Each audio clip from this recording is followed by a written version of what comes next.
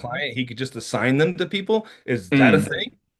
Um, I mean, it is a thing that you could do. I would not recommend that whatsoever. Thing is, like, you're going to have people that with A2P, carrier restrictions and regulations are getting a little bit more complex. And if you're assigning those, you're essentially taking ownership of the activity that's happening on those numbers with whatever company that they're registered to. And that's something that I personally wouldn't be comfortable doing. Now, and maybe like I don't know if he was talking about like assigning that to immediately be used with that particular business. I mean, in theory, we used to do stuff like that with. Sorry, I'm trying to think back like the different ways we've run our agency. We used to do that with like websites, and it's almost like lead brokering. So it's almost could be like a number brokering type of thing. There's just a lot of compliance stuff you might run into, or like liability that I wouldn't necessarily want in that regard. With A2P, to be honest, like, I mean, if you're working with the right businesses, it's really not hard to get approved because they'll give you the right information. It's usually, to me, the lower end businesses that don't have their stuff together that are the ones that get A2P approved is like a little bit difficult. So I would just be getting everybody A2P approved before using any And sort of I'm the number one that's building. doing that for them, right? No. Yeah, yeah, you would do that for them, and then there's some videos in Oh, I know how to do it. I just heard him on stage saying, "Oh, I just do that to skip it," and I was like, yeah, is that I a thing?" no, that's not a thing I would So recommend to anybody add on do. one more thing, to add one more thing, I think What you the got, way he Hisham? has is doing it is he's assigning it to somebody within his own sub account because A2P approval is per sub account. So even if you transfer a number from one sub account to another, then you have to get a new A2P for that new sub account. So, So, and maybe the only thing I could think of that would make that, unless he's providing like the lead follow-up service to his clients on their behalf and like they're handling all of that, I mean, that would maybe be something that could make oh, sense. okay, But honestly, no, I would absolutely stay away from something like that. okay. And then another question I had, I don't like if you have bots that are doing different roles, can you assign them different training? Like, I don't understand how that part works. Like, What do you mean specifically? like let's say one was handling leads coming in and another one was handling like execution of something. Like Mhm. they're trained on two different things. Like is there a way to like assign bot like on a chat widget versus like that's trained a certain way that's on a website versus like now they're texting in and it's like, oh, Oh, I for want. sure. Yeah, yeah, yeah. So when you go to set up the chat widget, and this is just off of memory rather than like a visual here, but when you go to assign the chat widget, you set up the chat widget that you want to use per website, and there's a drop down box here. I'll show you this real quick. Let me pull up an account real quick. I can show you. Um, While you're pulling that up, essentially when you set up the agents, you can choose what channels they respond to. And it Okay. has social media, live chat. There's chat widget SMS, which a lot of people get confused about. That's the same thing as SMS, but if they initiate it from the chat widget. And then there's SMS. So you can choose for each agent what channel they respond to. Also within an agent, if you're talking about task-oriented agents, where it could be SMS, but each one does something different. Like one schedules appointments, but one provides information.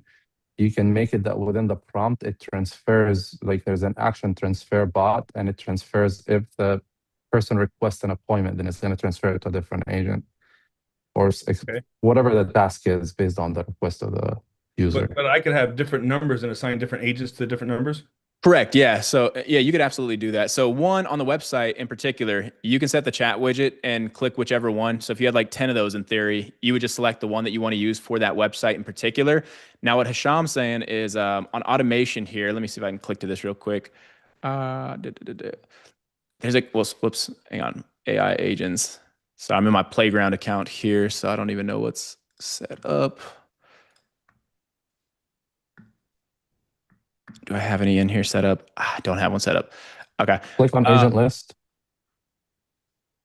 Oops, Chloe. There we go. All and right. So then look, on so the like supported communication channels, like right here. So if you wanted to only talk on Facebook with this particular bot, you would select that. Oh, this is my Facebook bot. You can set that up. If you wanted to select like SMS or all of these, you could. So I mean, in theory, you could have it doing one, but like let's just say on Instagram, we were doing a thing where comment this word to get this giveaway, and it had a different flow that it was taking people through.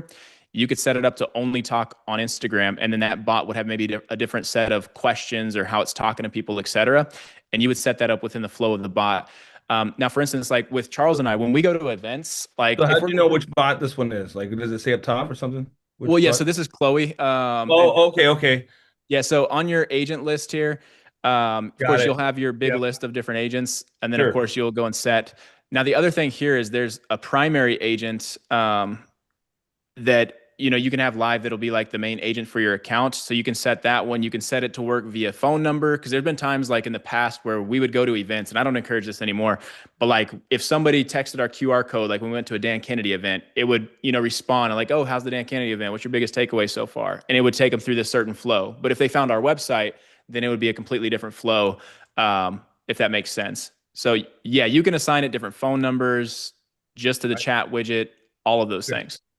I understand now. So Thank you. with the phone numbers, one quick thing is the voice AI you assign per agent phone number. With conversation AI, it uses your phone, whatever it comes from, depending on the channel, not necessarily the phone number, but you can set up a workflow that if you get a message from a specific phone number, then you do change bot status, and then you can change which bot talks to it within automation.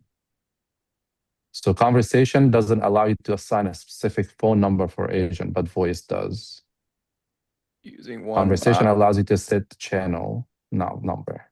Voice allows you to set to set the phone number, but not conversation. Let's see here. Does that make You sense, just have to Scott? do it. Yeah. If need be, I just made a note too, like just using one bot per channel or different bots with different numbers. That might be a video worth making to like just like a quick tip on how to do that stuff. I could probably have Charles make. Good. Or Thank you. Thank you. okay, cool. Also, are those kickers back there, the speakers? Well, the KRKs? Yeah, I'm audio engineer, man. Got the rockets. Yeah. Sweet. Let's see here. Stop. There we go. All right, Subrata. Hey, sorry. No worries. Thanks for moving this meeting to Monday first, because I always had conflict on other days and I missed many meetings. Now, Yeah. a couple of weeks ago, I was attending one session and I think you were talking about some presentation. And my question was, I'm looking for presentation to give to the local chamber. Can you point me where exactly it is in the training so I can go back and revisit? Yes, let me find real quick. Yeah, you should have access to it because you've been in here since November. Let me grab this link for you. So yeah, this here, and I'll show you real quick. Give me. All right, share. Oh, Hisham, are you on it, man? He beat me to it. So grab the link that's in the chat. That will take you to our one-to-many presentation. And then for those of you that are in here, like this is something that unlocks, I think, month 3. But Subrata, you've been in here since November. This one-to-many presentation is literally a full-on presentation. And then Subrata, I'm only like giving you some context here so you know what you're looking for. This has like 3 different CTAs. So like if you're speaking at a chamber and you're not allowed to pitch, there's one where you can give them free resources, but still have them opt in. So you collect those, those different leads. If you want to book a call, there's a presentation that has the call to action at the end as book a call. And if you want to make a direct offer, like to, selling, there's one that has a full, like offer on the end. So where you can pitch that. And then of course there's the transcript. And then I got some prompts. So like, let's just say you were speaking to a group of real estate owners, like Winnie, you could adapt that specifically for that niche with this prompt, and it would give you like the new slides and stuff like that to put. But there's the full videos walking you through how to use it. So did you click that link? You have access to it, right? Yes, I have access to that. Okay, that man, there's been a lot of people use that presentation. George just used that and did extremely well. So I'm excited when more people use that. Yeah, for me to speak in front of realtors is coming out through my chamber connection. So that I'll be using. And second thing is with the chamber, I can also send, there is a member area, member to member offer. Do you think that will be a good idea to offer anything there, which will go either people are going to browse that particular section of the chamber website, or I have membership of a couple of chambers. So one of the chamber also sends any offer you want to send via weekly newsletter. Oh, beautiful. Well, yeah. So, I mean, the way I would do it personally, but yes, I would absolutely use that because I mean, the chamber here that we're a part of has like 850 businesses. Now they charge us each time that we want to send an email, but um, I forgot all about that until you just said that. But we can send an email out. What I would do is say, hey, we're a local business. We do AI, looking for 5 or 10, whatever you want to say, beta testers for our new software that will follow up and convert more of your leads into paying customers. I would send something like that. If you're interested, apply here. We're looking for, 5 or 10 members to offer this for free to for 30 days. Now, you could make a direct offer to where they schedule a call and you pitch them on the call and charge money. But I would honestly, like, I'll probably do this now, send out that email and offer like 5 or 10 spots for free and get them on a call. If they're qualified, then I'll give them 30 days for free, and then I'll just convert them to a paid client after that 30 days, kind of like what we talked about earlier. Does that make sense? Yeah, and I have 2 ways to send it. There is one of the chambers sends it for free with their newsletter. I can put a A4 JPEG offer. They will insert, but there'll be multiple businesses there. Okay. And second one is I can run email blast for $75 where that email will contain my offer only. Okay, so that's kind of like what it is here. Ours is a little more expensive, but yeah, like I would do that because then it'll go to everybody. But I mean, I would do it both ways if I were you, and completely up to you. But I would offer the free looking for beta members, just special offer only for the local chamber. And I bet you'd get a lot of people that would apply. And you could also use that finding your first 5 that you do for free and say, hey, we filled up those 5 spots. We're putting together a waiting list. But we'll give you special pricing when it is available or something. And then you could just sell the people after the first 5. So only challenge with the chamber is there is, so many niches out there and if you want to just, let's say, home service contractor, there are very few.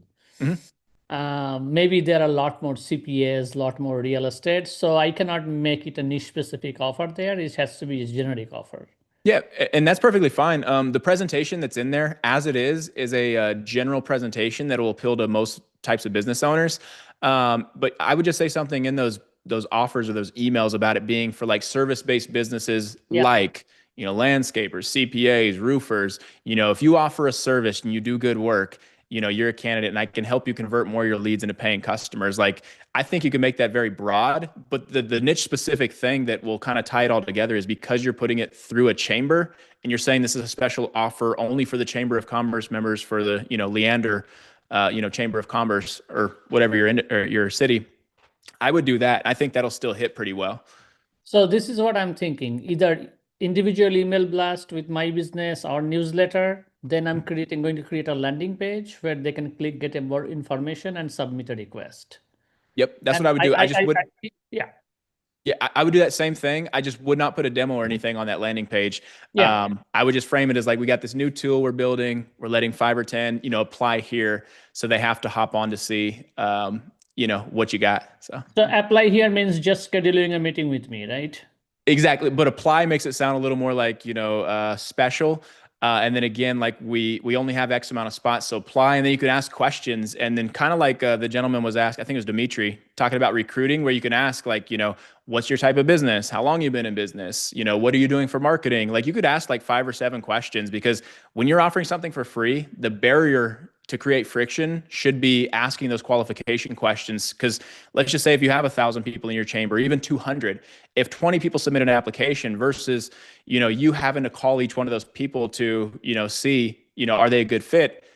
Ask those questions on a form, and that'll keep some people from even filling it out. But the ones that do fill it out will probably be more qualified. And then you get to look like, oh, it's a CPA. They got lots of customers, been in business X amount of years. They're doing Facebook ads. And it's like, oh, this is a perfect one. And you can call them, say, hey, based on your application, like you might be a good fit. Can we hop on a call so I can, ask a few questions and show you a demo? Like that's how I'd treat it. So last question on this is, should I, after they submit, after they answer the survey, should I show them the scheduling button immediately, or should I reach out via phone or email again? You could do it either or. If I did the... Yeah, honestly, I'd probably put a scheduling link after that, but I'd make it to where they couldn't schedule within it'd have to be at least 24-hour notice. That way, if I did get an application that it's like, I don't think this is like a good candidate, then I could call and cancel that, or I could cancel that appointment out. I put an appointment request type of thing, but I'd let them schedule. That way they can commit to something. Okay, cool. Thank you so much. No problem, man. Let us know how that goes. Like that could be really good for you. Definitely. Heck yeah. All right, Mr. Jack, what you got, brother?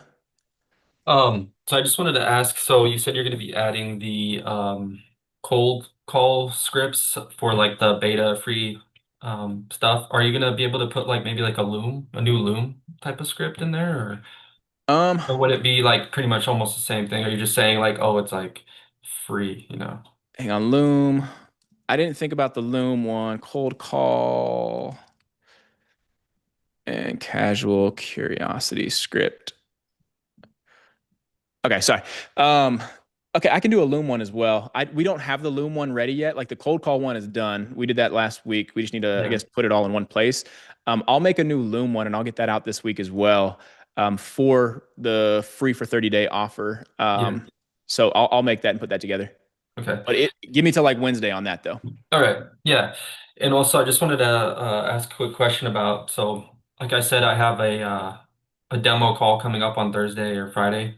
Okay. And I probably will try to do the free trial type thing, but like I mentioned, he is wanting to do like Facebook ads or Google ads and stuff. So Mhm.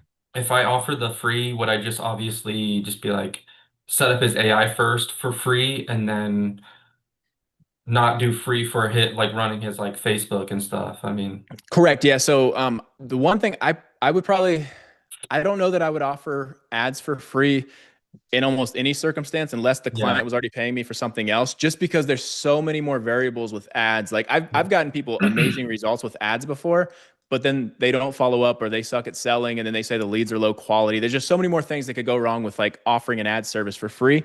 Mhm. So yes, I would offer them the AI service for free first to get them in the door, get that foundation set, and then of course make sure that they have some like lead volume coming in. Yeah. Because if they don't, then the AI is not going to be able to shine and do its thing. And then once that's working, then I would probably just upsell to the ads Mhm. plus AI. Yeah. Okay. So I'm just trying to think about like, because it sounds like he really does want me to do his ads for him. Like that was kind of like the main thing. So I'm just trying to think about what I should say, like when he like mentions that and stuff. Well, then I would offer just getting his AI set up. Hey, let's get your AI set up and like kind of fine tuned. And let's do this, let's kind of fast track this thing. Let's take 2 or 3 weeks, get this thing dialed in. That way, when we go to like run your ads, this is already set up. Because, Yeah. and Yeah. you could say something like the biggest bottleneck I typically see is when people run ads, not getting to those leads fast enough. So I want to make sure that the foundation's there before we start running these ads. Let's get that taken care of. And then we'll tackle the ads as soon as that thing's ready. I mean, that would be an easy yes process to follow, I think, for him. Yeah. That makes sense. That makes sense. Cool. Hell yeah, man. Well, let us know how that goes because that'd be I will. again, you cracked that one, man. You got the industry insider knowledge. Yeah. Oh, yeah, you're gonna fly. So Thank you. hell yeah. All right, let's see here. I got Anton. What you got, brother? Hey Jeff, how you doing? Good. How are you? Good, good. I got a question like when we're doing like a custom demo for a client, Mhm. for let's say, and we're setting up either a voice AI or a chatbot for like let's say a contractor, and like what like for them to have a full system that would like that books and that books the appointments for them and qualifies, like we would need to have like some automation workflows to go along with the voice AI, correct? Yeah, we do very simple ones. So like typically the only thing we do is they will have to where like if we book an appointment with the voice AI, of course you'll need to have like some standard, appointment reminder type automations that'll go out. The only other thing that we typically do is we will send a notification to that client, like with, the summary of that conversation for them to check out. And then the only other thing we've done in the past, like with more advanced stuff, like a detailer, if we book like a car coming in, then the detailer will send out an email with like what to do before they bring their car in. Make sure they remove their valuables, this, that, and the other. Make sure it's not like completely dirty. And then bring that in. So like, there's not a lot that we typically do. You said for a contractor? Yeah, well, for like plumbers, like guys like flooring, Like trades type businesses? trades type business, yeah. Yeah, the only thing I could see doing is, of course, lead summary or like, conversation summary to the business as soon as that call is completed. So that way they know. appointment reminders. And then the only other thing is like, I love having expectation videos. Like if we do book like an on-site estimate or whatever for that trades type business, or somebody's coming out, then they're getting like some sort of, email outlining what to do. If it's like a plumber or something like that, make sure pets are put away, like just the simple stuff that they would tell people before they come out to a call. I just recreate that and then we'll send that out as an email once something's booked. But to be honest, like, I mean, we don't do anything much more advanced than that. So, and then like, so the confirmation SMS, emails, and like reminders. So we set that up with like in GHL. And then you guys, and then simple, like simple letting them know that like they need the Expectations. Yeah. expectations, yeah. And Yeah. so that's pretty much it. Like you guys, we don't need to have like too many of other automating other stuff for them. So my take on this, and people would probably argue with me on this, but yeah, like, so I start with the bare basics. Like, of course, we need appointment reminders so people know that you're coming by. Infinite appointments book, like absolute necessity you need to have. Conversation summary, absolutely. Expectations, we don't even have that for all of our clients. We have that for some of our clients. But then from there, like we kind of play it by ear. Like if we have, a lot of volume coming in, calls are being, taken, or leads are being followed up with text, and we find that there's a bottleneck or a manual thing that we can recreate. Like, oh, when somebody books, we do X, Y, and Z. And if we could automate this, this would save us a lot of time. Then we'll build that out for the client if we need to. But we don't try to get over ambitious and try to like, build a crazy mousetrap until we know that it's an actual constraint in the business. Does that make sense? Yeah, Yeah, absolutely. I'm telling you, like, I've had people laugh at like how simple our setups are for businesses, but it's like until they tell me it hurts, we don't generally go and like build more things to, make a better mousetrap, if that makes sense. Yeah. So like for most of them, just having this, I imagine basic automation just going, that already is like it's solving the biggest problem, and that most people have with like slow follow-up or not being overwhelmed by calls and all that stuff. Exactly. Yeah. Cause I mean, the biggest thing that I see in all businesses, and guys, like, I'm not exaggerating. I've worked with, I think we counted as over 400 different businesses I've worked with in my 7 years. And that's a lot. I have never seen more than 10 that actually followed up with leads, like in a good way. And when I say in a good way, they either don't follow up at all, which is like 90% of businesses, which sounds batshit crazy if you're paying money for leads, but that's generally the reality. If they follow up like once or twice. And if they don't get a response, they just say, screw it, on to the next. They don't do anything with it. And if they do follow up, like they tend to just stop. So it's not fast enough, not frequent enough, or not at all. If you just install something that literally just follows up with leads as they come in while it's like hot on that prospect's mind, you'll create more conversations, which means more attempts for them to sell their thing. Just solving that, I promise you, has been like the biggest needle mover for any business that we have worked with. I'd even say more so than the ads that we've run for a lot of businesses, because again, the ads mean nothing if the follow-up sucks when the business gets the leads. When we add the AI, I'm telling you, like, that's when we get the messages like, oh my God, you changed everything in our business. And it's like, you guys were just lazy and didn't follow up with the leads. All we did was follow up with your leads. But that moves the needle for a lot of businesses.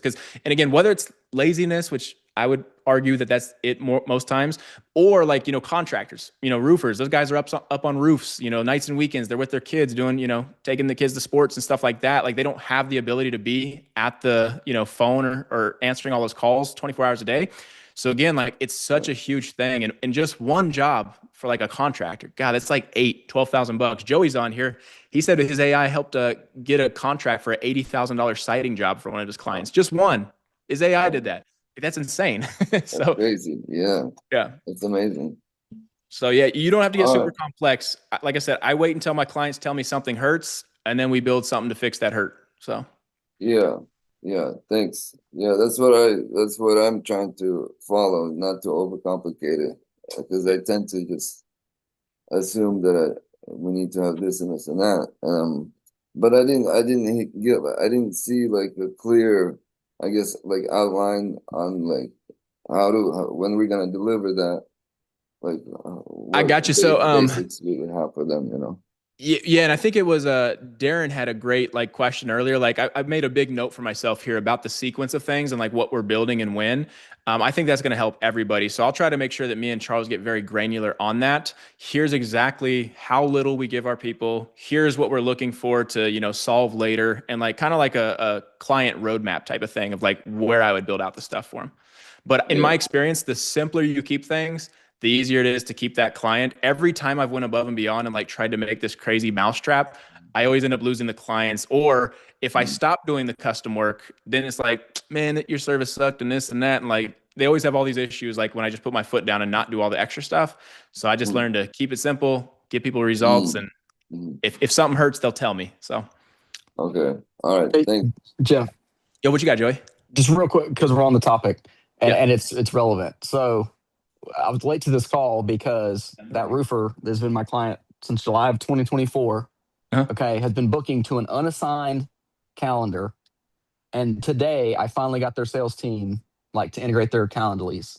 Dude, that's like a year and a half later. That's crazy. That's almost 2 years but later. I'm just saying, but that's my point is like it was fine until they reorganized and they went with Calendly, even though I told them you could just use high level in Google Calendar, but they were on a Calendly kick. And so I'm like, well, once you get Calendly organized, I'll show you guys how to integrate your Calendly so it will not double book you.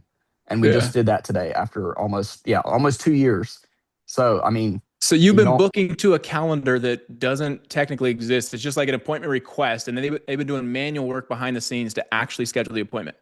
Correct. For 2 years. And this is my highest paying client. Yeah, and they paid you 5 figures to set it up, and then 5 figures a year to keep the thing running. So again, like, thank you for telling us that, Joey, because that's the biggest thing. Is like just lead follow up solves such a big problem. Like, there is no other reason on earth that I would shut down or like sell my other agency that was doing very, very well to go 100% into this, other than like I just see like such a big need for this. And then also, like, if I'm being honest, like it's so much easier than just running ads for people. Like, I just install this, turn it on, and people get results. So like it's just such an easier business model to me. And then of course I could sell ads on the back end if I wanted to.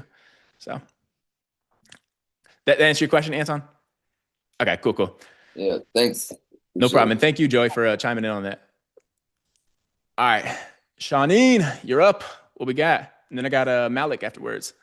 Yeah, I have a couple questions. So first of all, for the 30-day trial, should we try to meet with the client around day 25 or so to see how's it going? Will they convert, before, service interruption happens? Actually, so you just gave me an idea for another topic to talk about. So I'm going to make something called a client communication cadence, 3 C's here as well. But essentially you want to stay in contact with those clients like religiously. And for lack of a better term, like, essentially my off the top of my head, without having like a clear defined at this day, you say this type of thing. The first time I'm checking in with my client, obviously we're getting it up and running, but I'm talking the moment a lead comes in and the AI starts talking, I'm messaging that client or calling that client and say, hey, it just had our first conversation. Did you see that? Even though they probably saw it. And then I'm looking for, did you see the conversation yet? Okay, well, check out the conversation and then call me back or text me what you thought. Is there anything we need to change? And I would be doing that. Jeff is in mad scientist mode. And I would be doing that literally every few steps. So like that first one, yes. After like 5 or 10, yes. Or, as soon as it books its first appointment. The reason I do this is because twofold. They're going to see like, holy crap, this dude or this gal is, following up. This customer service is insane and I'm not even paying her yet. The second thing too is I'm going to make sure that they understand how good this thing is, because if you don't point it out, people fail to remember the good times when the bad times happen. So like if it starts out crushing and then they have a slow week of leads and then like the AI is not talking and coincidentally that's your last week of the trial, that's going to be the last thing they remember if we did not like put it in their head that, oh my gosh, this thing was crushing every step of the way. This is something that took my agency and like through the roof, was just overkill on customer service and overkill on letting them know about results. In fact, this happened after we got fired from one of our best campaigns ever. Like we got this guy at 20-to-1 ROAS, like $30,000 cash collected in a single month, dropped me the same month, but it's because he thought his leads should be converting more. Like he thought he should be doing better. And I'm like, you don't even know how good, like, this is the best campaign, like, in the history of campaigns, especially for Gainesville, Georgia, I'm positive. But he was like, he's like, yeah, I don't think it's as good as it could be. So I was like, dang, if people don't know how good their campaign is, like, and they're leaving after crushing this hard, we need to like constantly tell people how good their stuff is. So I'd be in contact no less than once a week. And that could, again, just be a text message or email. But the first week, I'm like intense. I'm like, hey, did you see that? We got our first conversation. That's pretty awesome. Did you see, how'd it go? Like, what are your thoughts? Anything need to change? Okay, cool. After a few more, hey, we got our first booked appointment. And then, you know, if we got our first booked appointment and I see it's coming in on Tuesday, Wednesday, I'm checking in, or Tuesday after 2 hours after that appointment, hey, how did that appointment come in? Did we end up closing them? And I'm saying we're a team now. So like, did we end up closing them? And I'm just like every step of the way. So that way there's no guessing on day 25, are they going to convert? It's like that dialogue has been there, you know, it's like inevitable at that point.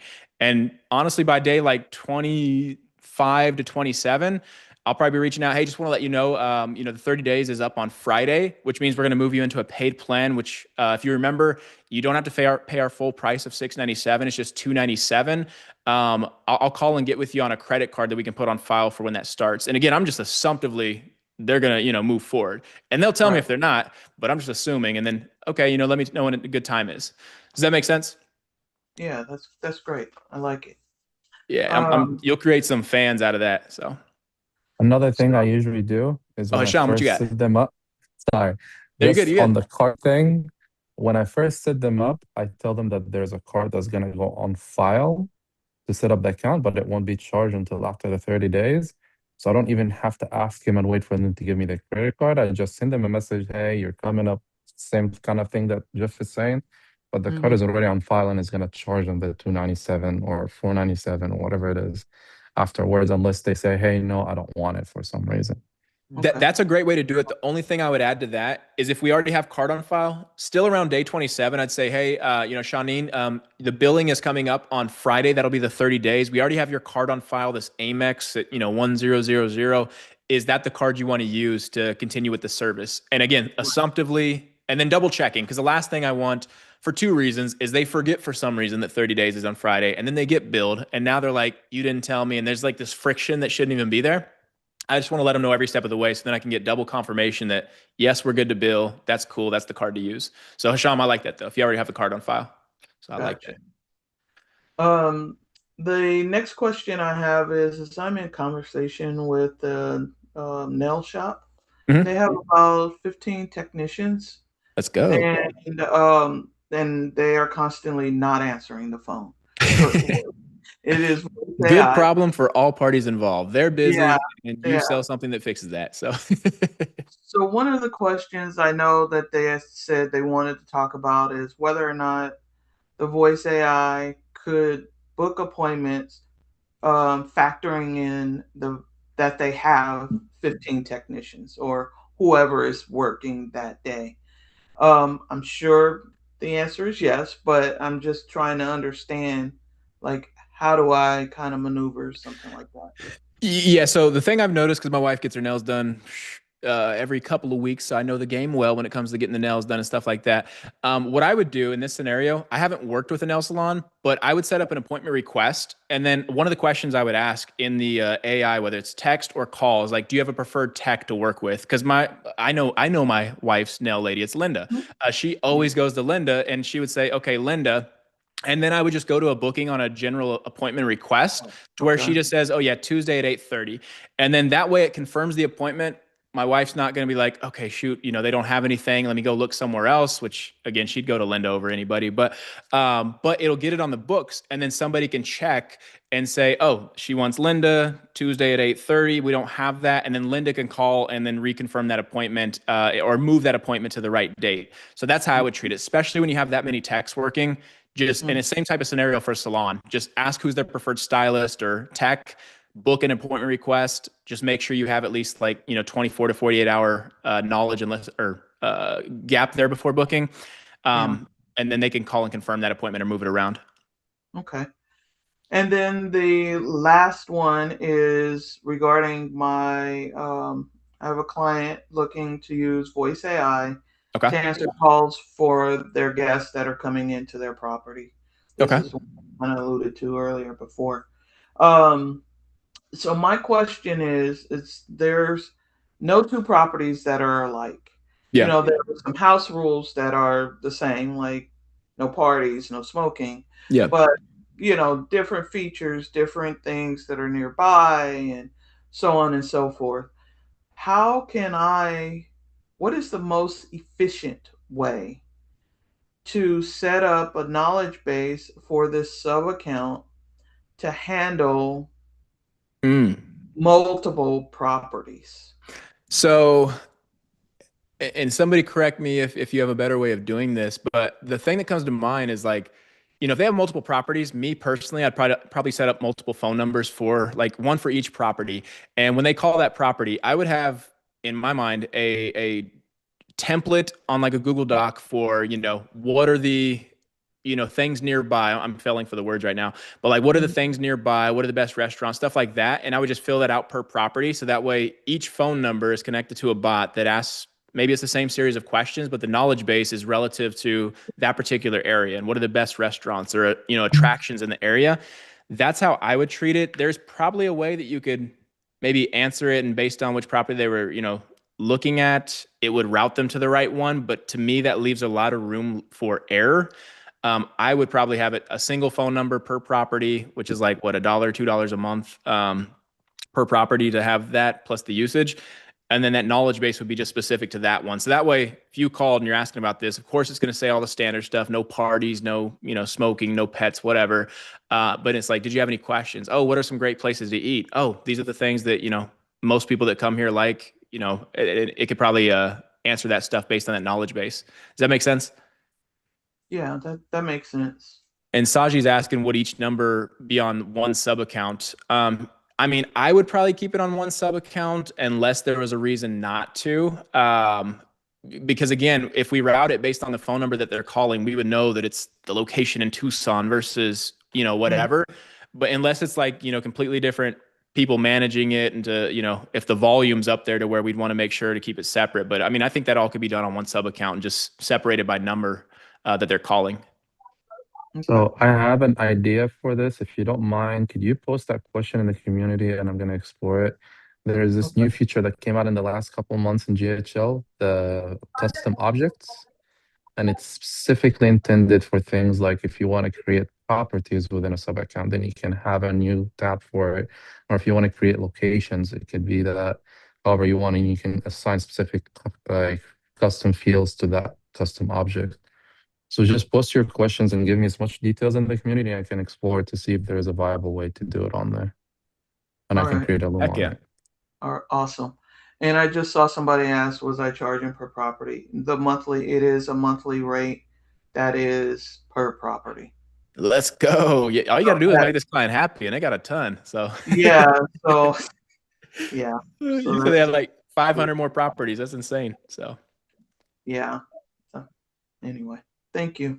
Cool, no problem. And yeah, please post that question in there. That way Hisham can explore and then answer that for anybody else after you that might have the same question. Yeah, I will. And that goes to everyone in here. Please post in the communities, because a lot of people look for those questions later on and they don't know that it's in the live recordings, and it helps to have it in there. True. Yeah. And anybody that asked a question where I said I was going to follow up today, can you post that in the community as well? That way I can go and just connect that stuff to that. That would be awesome. Yeah, I did post the question last week and got a lot of good responses. And got me on the right track, because I was way over on the wrong track. So yeah, I will post again. Heck yeah, community for the win. Let's go. Sweet. All right, Malik, and then I got Dale afterwards. Is it Malik or Malik? Malik. Malik. Okay, sorry. Malik, let's go. What you got, brother? What's up? How you doing? Good. How are you? I'm doing well. Quick question. I got all my A2P stuff set up. I like the new chat A2P thing that Go High Level has going on. It takes like 4 days. But I'm working on an offer for after hours voice receptionist. Okay. For like $197 just to get foot in door with people, then upsell them afterwards. How would you frame that in regards to landing page, or add landing page demo, or test out the receptionist type of thing? Man, so I might have a different answer than what you're looking for. So like typically when I run ads to this stuff, I typically avoid all like I avoid giving demos before I get them on a call. I literally would schedule them and I would say, hey, we have an after hours answering service that's, whatever those after hours are. Like, is that, 5 p.m. to 12 p.m. times 30. So was that 7 times 30? Let's see here. Hang on. 7 times 30 equals 210 hours divided by, you said 197? Yeah. Okay. So let's see. 197 divided by 210. I would say I would be doing something in the ads along the lines of like after hours answering service for 93 cents a minute, for as little as 93 cents a minute. And then I would have people maybe necessarily like apply, or fill out something to where they're requesting a call to where we can show them if they're a good fit, then, this can be that. The couple reasons I do it that way is because anytime I've given a demo, from ads or given a demo before I get them on a call, I have never converted one of those clients. Like they don't finish going through it or they don't see the value of it. It typically requires me asking questions that lead to them understanding how big of the hole that they have in their business is, and then putting the offer with the solution in front of them. So personally, yeah, I would be running some ads talking about this. The way I would do things, I'd probably do a miniature VSL and video sales letter where I'm talking about, how much business is being lost after hours, and I'd give some certain examples. Like for instance, if you're a roofer, are you going after a particular industry? Service-based. So service-based. Okay. Yeah. Well, then I would just give a few examples of like any service-based businesses, typical, plumber missing a call, if it's a job that's X, Y, and Z, that could be $700, just one job. And if you're missing multiple calls per week, this is costing you a ton of money. So like, again, and stressing how big of a problem that is. And then we fix this for as little as 93 cents, a minute, is that hour? No, per hour. Yeah. Sorry. It was 210 hours. Like, so 5 p.m. to 7 p.m. times 30 days was 210 hours. And then 197 divided by 210 was like 93 cents an hour, is absolutely insane. So I would do something along the lines of that. And then get them on a call, stress the pain point, and then convert them there. Because again, we've run a lot of money in ads to a demo and never converted a single person. It only worked when we got people on calls. Okay. That's what I figured I'd ask. Okay. Appreciate it. No problem. Do you have any follow-up questions or that answered it? I mean, that was solid. Okay, cool. I'm just making sure, man. I know I yell a lot. Well, I do it. Okay. Now that you asked. So I saw that there's doing a promotion for the AI ads thing. Would that be a good route for me to go? Just purchase that, then follow your footsteps there, or? Well, so real quick, just so everybody's clear on that, that's more like how to run ads for small businesses. Okay. So there is good strategies that you could apply to like what you're doing, but do you have access to the client getting ads thing in there? Let me see Possibly. here. Let me check. Yeah, I'm gonna check real quick. That honestly would be a better like walkthrough on how to do that. I mean, I think the Ads Plus AI is a great service to offer a lot of people, but let me see here. Yeah, you got the client getting ads full overview. Do me a favor, watch that. It's like 38 minutes long, but there's also an Easter egg in there where I'll literally give you my whole funnel with like the VSL page, like transcript. Like, I mean, that's the funnel I would run for what you're doing. And then I would just make a VSL relative to them missing calls after hours and how you can fix it with your service. And then when they get on the call, demo this. Oh, by the way, it's AI, and then sell them on the 197. I think that's gonna be very cheap. So. Yeah, me too. I'm just doing it for like a month. Okay. Raising the price. There you go. Okay. Well, I like that then. So, watch that. That'll walk you through exactly how to set that up, start to finish. Got it. And I just clicked the link that's in the chat, and that led straight to it. Okay, got it. Thank you. Boom. Thank you, Sean. Hell yeah. Oh, and Dimitri, it says I can unlock in 943 days. So yeah, there's an Easter egg, just so everybody knows. And actually, let me explain this to you guys real quick because it's simple. Let me see. Oh, where'd my screen go? Sorry, guys. Multiple screens is killing me here. There we go. Now where'd Zoom go? Ooh, share. Okay, cool. So in here, just so you guys know, there we go. Client getting ads full overview. There's this full snapshot in here that'll say like it unlocks in like 999 days or 943 days in some of your instances. There's a Easter egg in here when you watch this video where if you just do the action, you let us know, and then we'll unlock this thing for you. So I'm only going to say that because I'm not going to give it away, but it's free. But it's the entire snapshot, a funnel that should probably be like $5,000 you guys can get for free. But you got to watch the video, find the Easter egg, and do it. But it's a good bonus in there. So, all right, cool. Let me what else we got here? Remove spotlight. Dale, what you got? Yeah, I was talking to Shawnee. These are all Rebecca's. Couldn't you handle the 15 different people working there with a round robin calendar, so you can book it to each individual person? You're talking about like with the are you talking about the nail salon one, or are you talking about the nail salon? In my experience, that one's a lot harder when you have, so in my experience with salons or those types of businesses, nobody's like schedule is like super set, and it's very difficult to have them like on particular schedules. It's easier to do appointment requests and then them confirm it. You certainly could. I don't know, Hasham, do you know if there's a limit on how many people can be on a round robin calendar?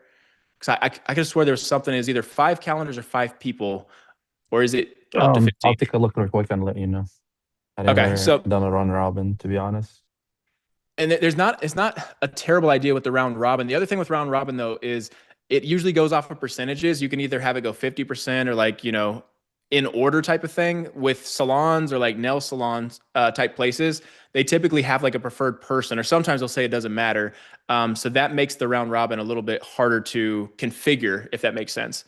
But again, good idea. Just with those types of businesses, a lot harder than putting it together for like a service-based business. Yeah, I've seen somebody doing something like this for booking reservations at a restaurant. That's actually a good idea. So, and they'll just do it. Yeah, there's the calendar for 2-person table, 4-person table, 6-person table, 8-person table, and then they just circle through it and everything. So. Okay, now you got my mind spinning again. I want to play with that. Hang on. Restaurant, 2-person, 4-person. Okay, and they're doing that via round robin? Like they're dispositioning it like that? Yeah. Okay, cool. So I'm gonna play with that because you might be onto something. So if I find a better way of doing things, Shawnee, I'll let you know. But at the current time, I think the appointment request is how I've done it. But if I find that works better, I'll credit Dale and shout him out. But I'm gonna play with that. So from what I'm seeing from all the GHL support documentation, there is no maximum, but there's a minimum of 1 person that has to be assigned to it. Okay, so in theory, is possible with round robin with up to 15 people. But again, the big thing with that one that makes it a little more complicated is having 15 people give you their proper schedules and keeping it up to date versus the appointment request part, which in my mind, I'm doing the simple thing. As bad as that sounds, I'm the lazy guy let's just do appointment request. And then, if we want to get more advanced later, like Joey, 2 years later, we fix their calendar. Cool. So awesome. All right, Dale, what question you got, brother? Oh, that was it. You were helping us. Okay. Well, I appreciate that. I'm going to look into that. And then, like I said, if I find that that's a better way of doing things, or at least another option for doing things, then we'll get a video out on that as well. Because again, nothing I say is, probably the 100% best way for everybody. It's just the way that we have experience doing things. So I share that for us. And just so you guys know, my lens is always like keeping things as simple as possible. So that way it's less friction, easier to implement, easier to get results, and then easier to scale. And then we'll go back and fix and make things more sophisticated later if the client wants. So cool. All right. Malik, let's see. Yes, I have another question. What you got? So I'm working with an HVAC company. I did their website. I'm trying to add AI components to their operation. Mm-hmm. They make like $400,000 a month, so they can afford it. But they have Service Titan. They're primarily Service Titan, so I'm not sure of Go level APIs with Service Titan, but I would primarily be trying to do the follow-up because they just have people calling instead of, they're not even using Service Titan. They're just using the calendar and basically not doing anything, honestly.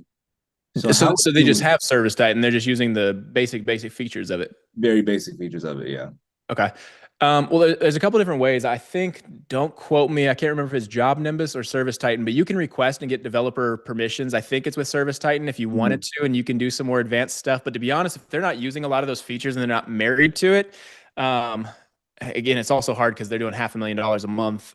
So you don't want to switch the way of doing things when we're doing such high volume. What are you trying to achieve with it? You say you're doing some AI functionality. Is that like chat widget you're looking at exploring and putting on there? Or? Yeah, definitely that, because I built their website. More so to follow up, because they have the maintenance program that they want to push, but I doubt they're sending out text messages after people reach out saying, hey, April's coming up. If you're not already subscribed to our membership, go ahead and subscribe, like things like that. Just general outreach. Okay. So, I mean, I think a lot of that can be done within a high level alongside like Service Titan. I mean, I think, if you were to integrate like a chat widget or use like a high level form, I don't know what integrations are available on the back end, because again, Charles will handle most of this stuff, but you might be able to put like a GHL form on the website if they're submitting something to where it goes into high level. And then if need be, I don't know if it's a Zapier integration or if you do need to request those developer permissions from Service Titan to send it also to their CRM, so it's in there. But what we've done with service-based businesses like that are using like Job Nimbus or Service Titan that are a little more not so fun to work with, we will set up to where we will do like the qualifying or get it to whatever point it is that they specify, whether that's, asking all the qualification questions or a booked appointment. And we say, okay, cool. They're going to book an appointment request, or we'll go through this qualification steps, and then we'll send that lead profile to you. At which point, and this is how we phrase it, at which point all you have to do is take 30 seconds and punch it into your system or punch it into Service Titan. So that way you have that lead and all its information in your CRM that you're using for everything else. So we'll just use ours as like the communication hub, get it to a certain point, and then pass it off to them and they punch it into their system. And we've been very fortunate that if we explain it that way, all you have to do, or most of our clients that use Service Titan do it just like this, they're usually okay with doing that. And it's like a little bit of manual labor on their end, just punching it into the system after it's got to a certain point through high level. Does that make sense? Yeah, that makes sense. So that's how I would do it. We really try not to get in the weeds with connecting platforms like that, because it gets messy and then things break all the time. For instance, I get probably 10 notifications a day from something we've done with a big build on Job Nimbus that like the zaps have failed and this and that. And it's like so annoying. So I try not to do that stuff at all costs. Gotcha. I appreciate it. No problem. All right, guys and gals, last call for questions. Let's see here. We'll wrap this one up here soon. Oh, you guys, let's get a picture in real quick. So everybody, turn on your cameras. Let's snap this picture. So I got something. Hang on, Sonia. How did the call go last week? He accidentally booked the next day, and it was supposed to be tomorrow. So I talked to him that morning. So I'm meeting him tomorrow. Okay. At 9 a.m. So yes, I'm all ready for it. So I'm going to do the demo on demand. I've got the scripts, and so it'll be good. I'll be back on Wednesday. I'll let you know how it goes. Hell yeah. Okay, cool. All right, real quick, let's get cameras on, get this picture. And then if you guys have a couple more questions, I'll answer those. I see Jair, you got a question. I'll get to that here. Let's get this picture in real quick though. And I can't get too crazy because I'm at the house today. So, all right. And then for the newbies here, we'll take like a class photo type of thing, thumbs up, peace sign, simple. And then we're going to make a crazy face in the next one. So, all right, let's get it. 3, 2, 1. All right, now make a crazy face. Let's get it like. Hell yeah. I see you, Jamal. You got that fresh cut. Let's go. Heck yeah. All right. So let me get these questions in real quick. If you guys have questions, feel free to put your hands up. I'll answer a few more questions. I do got to bounce like right at 3 my time, so about 7 minutes. But I'll get a few more questions in here. Jair, I got you first, and then I got Carlene afterwards. All right. So in the Ultimate Agency snapshot, there's a bunch of custom fields that says AI assistant onboarding, but there's no form dedicated to that. I was wondering if that's something that we would have to build out independently, or what was the point of those custom fields? Are you custom fields? You're talking about in the contact, right? Let me see if I can. There's like a whole section that says AI assistant onboarding. Okay, give me a second. I'm gonna go to our snapshot real quick. See if I can find it on my side. And there is no form. Are you sure it's not a survey? Let me double check real quick. Marketing, form, sites, forms. Okay, support ticket and then survey. Okay, so there's a survey, AI onboarding survey, versus a form. So when that survey gets filled out, I think that's what sends to those fields. So it's instead of it being a form, it's a survey in there. But when that gets filled out, that should populate the custom fields for that contact when you onboard the client. Okay, is that just a normal onboarding survey? Because I know there was a different onboarding survey that we got in the snapshot. I wasn't sure if that was it though. It should be the same. I don't think we have multiple onboarding surveys, but I do know the one that's in the agency snapshot has literally everything that we need to get somebody up and running, including the stuff we need for A2P. So it would be really the only one that we use, I think, unless Charles made something new, but I think he would have updated both of them. They should be the same, whatever onboarding survey you have. Got it. Cool. Did that answer your question, hopefully? Okay. Sweet. All right, cool. Carlene, what you got? And then I got Jamal. Hey, Jeff. Let me know if this is possible. So I've got one phone number and it's connected to the demo on demand bot. Mm-hmm. Can a phone number be connected to more than one bot, I guess is what I'm asking. That's a good question. I think it has to be connected to a single bot. Does anybody have any info on that? Again, just so you guys know, I truly embrace the I'm the talk, Charles is the tech portion. But I'm pretty positive that you have to have it connected per, like one bot per phone number at a time, right? Yeah, I mean, technically you could have it, but you would have to, go in your Go High level and change it. Like, you know what I mean? Like if you had two bots and you were using it for one, you would have to do that demo or use it. But if you wanted to use it for a different one, you'd have to change it back and forth. So I'd say no. I don't think it's a good idea. One number per bot. Although one bot can have different modalities, so you can have it, answer your DMs or answer, text. Right. So you're talking about the conversation agents? Sorry? You're talking about the phone number for conversation agent? No, I think I'm talking about for voice. For voice, okay. So for voice, it doesn't have multiple channels because it's only phone calls that it comes through, but you assign one phone number per agent, but you could have it transferred to a different agent or have it transferred to a different phone number fully if you want to forward the call. The reason I was asking is because I'm doing an exhibition on Wednesday and I'm trying to set up a new phone number and set up a new bot on that, but the number hasn't come through yet with all the things that I need to do here in the UK. It's still in review. So I thought, right, okay, well, I know I've got one working. Maybe I could have it do two things, but it sounds like you're saying I'll just have to wait and see if I could get that one working. If not, just shift the bot over to the bot that I want to use for the exhibition. Yeah, so it's one phone number per voice agent. That's correct. You can temporarily turn off yours, but all phone calls that come, they're not going to go to a voice agent at that point. So I have a question. What is the issue with the phone number? Because with voice, usually as soon as you buy the phone number should function and connect to a voice agent. Right. Over here, I've bought the number, but I have to do what's called a regulatory bundle. Oh, in UK. Yeah.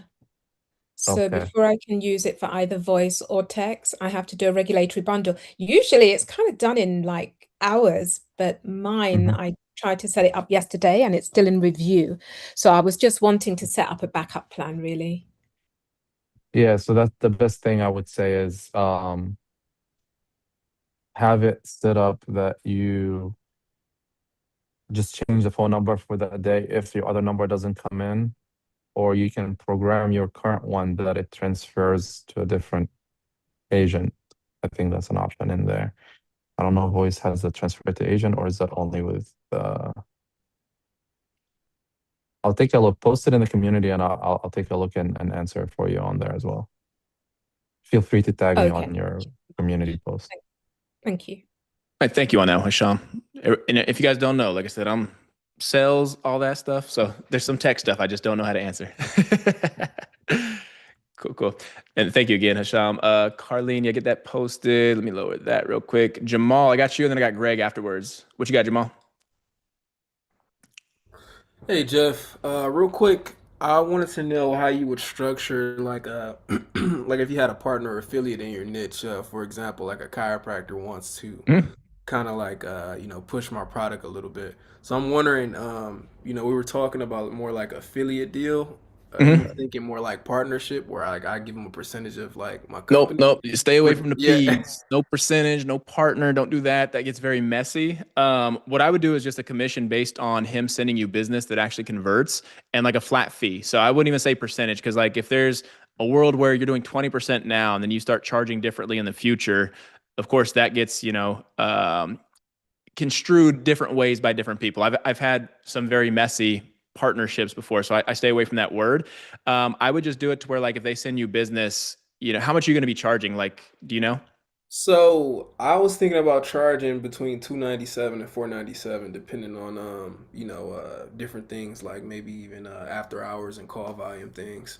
But what I was thinking was more so doing like an initial percentage off the first sale. Yeah. And that way I don't have like this. You don't want to ongoing. Yeah, no, it gets very dude, it gets so messy. I had a distributor that I had like a messy situation like that with for a while, and it was like a percentage and this and that, and then like things got very messy toward the end. And as soon as like I was like putting my foot down, I was like, this is getting ridiculous. They started sending all the business to this other marketing agency, and we got down to like 4 clients, and we had to like claw our way back. We actually ended up putting them out of business, and oh, dude, it was crazy. It was such a crazy story. But anyways, that taught me not to do anything crazy with like percentages or anything like that. I would do flat fees. So for instance, if you're charging, and I would charge a setup, the one thing you can do when you're working with somebody of authority, their authority, you're pretty much borrowing that authority, and you can charge more because of that. So I'll give you a scenario and kind of take this however you'd like, but I used to charge $2,000, I think it was $2,500 per month in my early days of doing marketing agency. And I said, hey, every person that you send me, I'll give you $1,000. But when I started working with this power partner, I raised my prices to $3,500 a month. And I noticed that I actually sold easier when he sent me people because it was coming from a figure of authority. And I would give him the $1,000 off the top. I would still make my $2,500 that I wanted to make, but then I was also making $3,500 a month every month after that because it was coming from a more credited source type of thing. And that worked very, very well. And the way I phrased it to him is like, all right, I'll pay you a flat fee for each person that comes, and whatever it is. I mean, if you're charging 1,000, you want to give them 500. So, and I would say it just like this. I'd say, hey, I'll pay a flat fee for each person that comes in. You send me 1, I got $1,000 for you. You send me 10, I got $10,000 for you. It also keeps them hungry. Because the other thing I noticed when I had these little partnerships with like a percentage is there would be some people that had like 20 people on a, percentage basis, and they're making like $4,000 a month from me. And they weren't as hungry to send me more people because they were making money every single month. And then they stopped sending people, and I just continuously had to send these people, and it got harder and harder to want to do. So do not lock yourself in those things. Just pay very handsomely. On that first one, yes, pay handsomely. That's the other thing. I really like being able to give $1,000 commission because that talks. When you have a comma in it, people tend to listen. And then I also get to, do that little flex where it's like, Jamal, you send me a guy, I got $1,000 for you. Send me 10, I got $10,000 for you. I'll send you PayPal, Venmo, however you want it. That's usually like my language that I use with them. I do not like the recurring. Actually, somebody on YouTube's asking flat fee or recurring. Yeah, flat one-time fee, but make it generous. And then again, raise your price to compensate for that, because with their authority, you can absolutely charge more than you could on your own.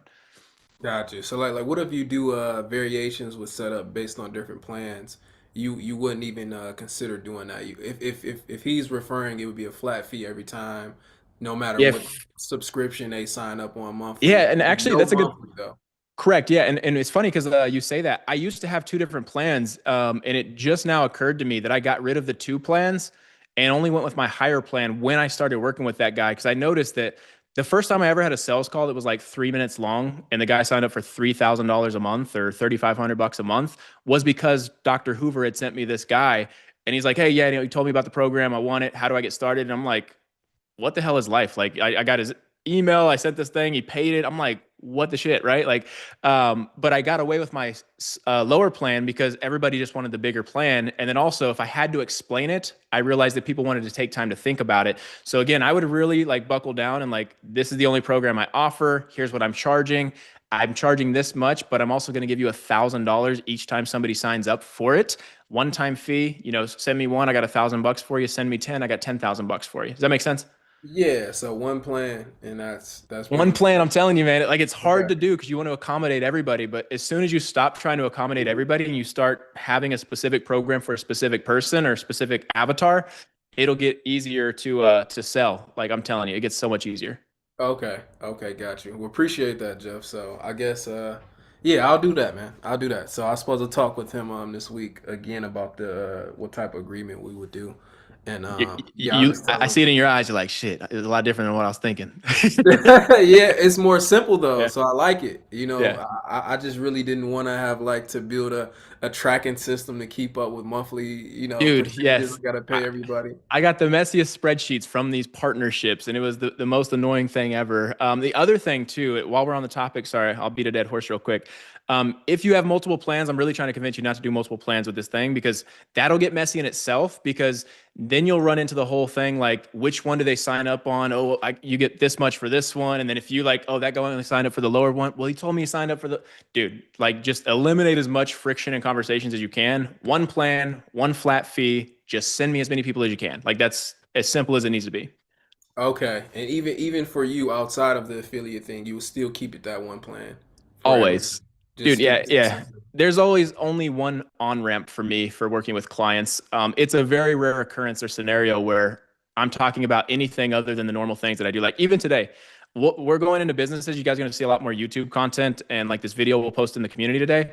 But we're only starting with AI. And then after 30, maybe 60 days, then we're going to like upgrade them to ads. But again, nobody can just come in and start with ads unless we've already done their AI. So like, we're just making sure that everybody starts at the same place. Everybody goes through the same process. So, Okay, well, yeah, that opens up another question about bundling, but man, I know you got to go, so I'll save that for another day. okay. I appreciate that. Yeah. Let me get Greg's question. That'll be the last one. And then, we'll call it a day. All right, appreciate you, Jeff. All right. Later, man. Let me know how it goes. Will do. All right. Is it Senor me? Greg, you're up. You're the anchor. What we got?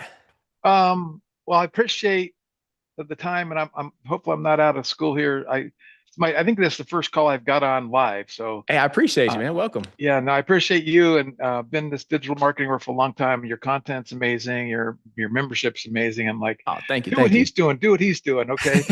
So I don't know if I can share my screen or if I just tell you, but Either way.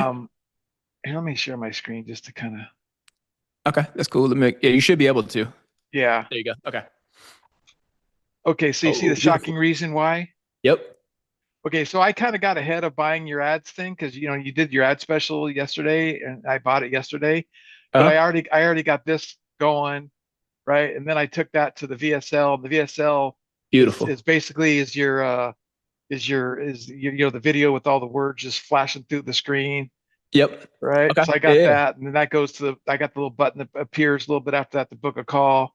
Perfect. And then with my ads platform, I can run all these different ads on these different platforms. And I don't know, I'm just like, I'm looking at this and I drove 128 from this campaign and another 150. I got like 250 people, not one opt in. Really? And, Okay. and I was just like, wow. And again, just to put a little more context to this, I've spent like in 2019, I managed $1 million a month of my own money running ads. So I'm pretty Yeah, good at running ads. I see your 2 Comma Club award behind you. I know you know a little something. Yeah. Yeah, no, I did $1 million in a week with that one. So I Wow. know what I'm doing. So I'm like, I just blow my mind what's going on here. And then I have another thing called Launch Data, and I do intent-based data. So I sucked out a list based on a SIC code of all the HVAC businesses. I didn't, and I'm actually scraping Facebook ads right now, but I just take SIC codes and I had 35,000 lists. And so my CTRs were good. Everything was Okay. good, but not one opt-in. And so anyway, I just want to let you know, I got this stuff going, but I am like, I'm going to be your biggest testimony of, dude, I hit it. I bought it. I'm a month and a half into this campaign and I want to go to 100 grand a month. Like seriously, I want to like scale Absolutely. this to the moon. Cause I'm an e-commerce guy. I built LaunchCart as an alternative to Shopify. Oh, beautiful. And so I have like immense experience with that, but not with the local business. So I'm going, God, I wish I would went to local business 5 years ago. And I got you. Can you pull up that landing page real quick? And then are you able to quickly show me maybe the ads you're running without showing me your business page? Because this is streaming to Facebook and YouTube. I don't want people like messing up your pixel. Yeah. Graphics. So there's the landing page, and I just took the stuff right out of what you gave me. What was in there. And are you going specifically after HVAC companies? Yep. Okay. Two things I can like consider off the bat is again, instead of 70% of your home services leads, maybe just go HVAC leads there. Well, actually, it was HVAC. It was HVAC, and I just turned that to home services because I didn't get any leads, not one opt-in. Okay. The only other thing that I could think of is instead of having this ad broken, this is the culprit in this diagram. This may be, and I'm not like in a disrespectful way, a little more sophisticated than your industry versus having like, maybe a picture of a guy like an HVAC, working on like a air conditioner beside a house or whatever that, again, something more relative to where they identify right away rather than a diagram. Sometimes, again, depending on the industry, diagrams work for doctors. Sometimes like with my car detailers, this diagram does not work whatsoever. I have to put like somebody doing a terrible job installing a film on a Tesla or something is usually what works for like the detailers. So that would be my first thing. The second thing is like, I would love to know what the ad is saying that brings the people in. Cause I mean, if we're getting clicks, cool. But if it's the wrong person, okay. I'll show you a couple of them. So I got down this campaign where I write these prompts. I give me a picture of a guy in a gray sweater with a white collared shirt holding the mic, landing around, and I create the picture and I animate him. And it's like, dude, they're crushing it. Like I'm getting like 17%. If I come down here to these videos, click-through rates are good. Yeah, 12% Oh, CTR. Jesus. Yeah, that's huge. Right. And so then I did another one on another campaign that this one I think is getting 30% CTR. So let's see 30? if I can find it. I've never even seen a 30, dude. That's insane. I said, give me a leaky bucket on a receptionist desk in an HVAC office with sticky notes everywhere. I want the phone ringing. I want to answer the phone, hang up the phone, answer the phone, hang up the phone. And then what happens is water drains out of this bucket, and then dollar bills start flowing out of this bucket. Dude, yeah, no, this is good. Yeah, these are good ads. Okay, your ads are doing their job. And see, this one was 13%. That's still a hell of a CTR. Yeah.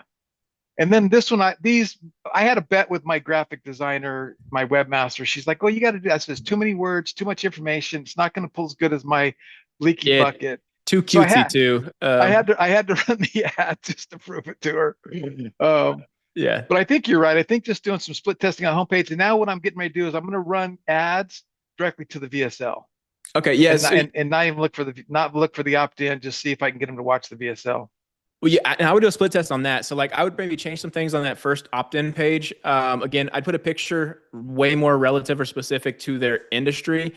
I took a screenshot of this and I'm going to think of like some different headlines for you to test because you're getting the right traffic. My first thought was if you're getting that many clicks, then the traffic or the audience might be off, but no, your ads are actually solid. That should be bringing the right people. So it's obviously something here that needs changed. So I'm going to maybe try and dream up a couple of different headlines for you, but the picture I think will make a big difference. And then, yeah, you could certainly test running straight to the VSL page. But I love getting the opt-ins first a lot of times, but if we can't, then we got to figure out what to do with that.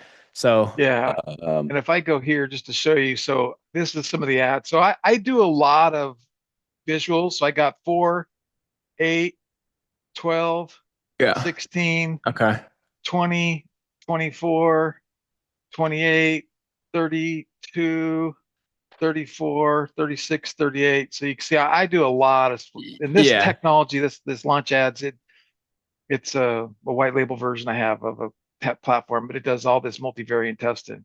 Yeah, no, these look good. And again, they're not like too far off. And I wouldn't say they're off at all. Like they're HVAC specific. So it's not like we're bait and switching people like, click in and it's the wrong audience. It's the right audience. I don't think it's the ads whatsoever. I think it's absolutely the page. So first thing I would test, and I don't know how much you're spending, so how fast we can get another like 100 or 200 clicks to the page. But I would test a different image, like very specific. Even that guy that's bent down beside the air conditioning unit is almost exactly what I was thinking of. is something. Yeah, scroll. This one? Yeah, like I'd put something like that on the homepage versus the diagram, because again, they're going to easily see, every time anybody's in the industry, they're going to look for what he's doing, then they're going to read. So they'll see the picture first, then they'll go to the headline typically, if it's all above the fold anyways. And then so I would test that picture, and then, like I said, I'm gonna think of a couple different headlines. We might just need to simplify the headline depending on the sophistication of the audience. Okay. Well, and that kind of goes back to I bought your course, yesterday, and the offer, right? So the offer, I've got with GHL, I got that free audit thing that it does. I've never used it, but I'm like, oh, it looks cool. And I checked it out. I'm like, wow, that's a cool audit. So I think I'm going to create an image and said every book call, I'll do a free audit with you as well. Something along those lines to increase the offer, make the offer better. You could, again, I think all indicators, like anytime like I go through an ad campaign, we go front to back. So if you're getting clicks, your CTR is like tremendously good. There's nothing wrong with the ads. Like I think the ads are pretty solid. Now, it's obviously a clear indicator that there's something wrong with that page. It's not hitting. So again, picture is the first thing I think of, because that's what we saw with detailers. So this is coming not just like a guess. This is what happened with the detailers. I tried to run that same diagram to detailers. Non-existent opt-ins. I mean, I think we had a few, but like nothing in comparison to the weight loss clinics. As soon as we put like somebody installing a piece of film and it had like dust and debris in there, people started opting in because it was so hyper specific or relative to their industry. So that was the first thing I changed, was the picture. So I would change the picture and maybe do a split test with the picture and then different headlines. So that would be the only two things I would change and test for like the next 100 visitors to that page. But there's really nothing else to fix. It's something with that page, and we got to figure out what that is. So, like I said, I screenshotted it. I do have to run. I'm not trying to force you off, but that's fine. No, I'll get the picture. I'll get some split tests going. I'll get my own headlines going, and I'm $100, $200, $300 a day budgets. So whatever I buy speed. Like I want that's speed, me, man. So. I'm like, I want the data fast. So yeah. Well, okay. So I'll look at the headline, and I'll probably give you like 3 or 4 headlines that I would test. But again, I think the picture is going to make a big difference. So throw that on there, and then run that, and then I'll give you a headline or two, and we'll play with that.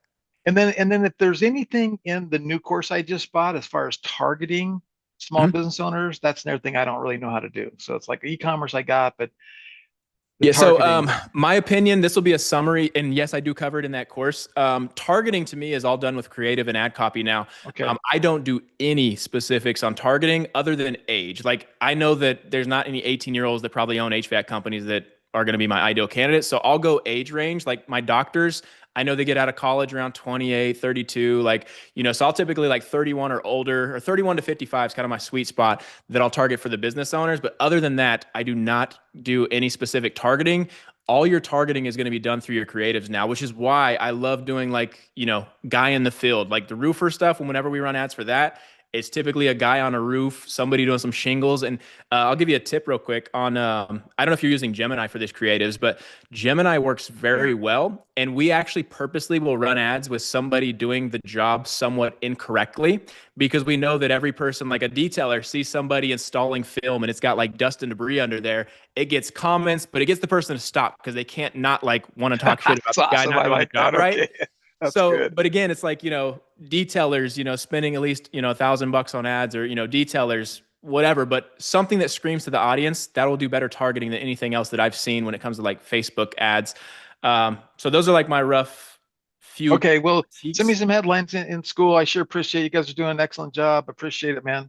And please keep me up to date on if you swap the picture, if we're starting to see some traction. This one's I've never not got ads to work, so this is like a challenge to me now. So good deal. It's like me too. It's like I'm used to scaling. It's like how do you do $100,000 a day? Because I'm making $300,000 a day. That's why. Right. All right. Thanks, man. No problem. All right, guys and gals, I appreciate you guys' time. I do got to run.